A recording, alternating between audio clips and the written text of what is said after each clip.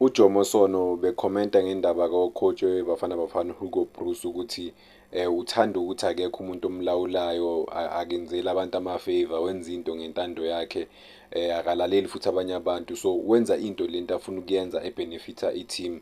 So abantu abaningi before bebacoacha no bacoacha ama-team or iBafana Bafana bebenza izinto bafuna ukuchaza Orlando Pirates, Kaizer Chiefs and Mamelodi Sundowns, bafuna ukuchaza ama-team amakhulu ukuthi maybe in the near future babenefite through ukuthi ba-select ama-player we-Pirates ne-Chiefs ne-Sundowns, yabo. So for the first time in history of South African football kune-coach sometimes ayipiki ama-players owafunayo.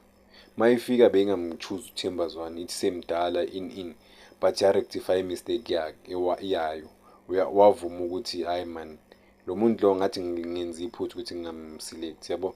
Lo muntu lo unethalente elikhulu kabi.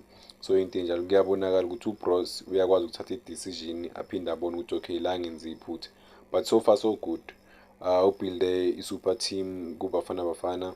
Manje we are one of the best teams, not just Africa, in the world, ngoba sikakaluzi for isikhathi eside, yabo.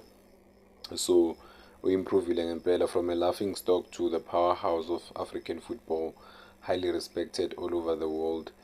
So ngithi mina akaqhubeke uHugo Broos enze the way izinto azenza ngakhona. Thina siyamhlonipha as ama-football fans ukuthi isithunzi kusibuyisile kuBafana Bafana.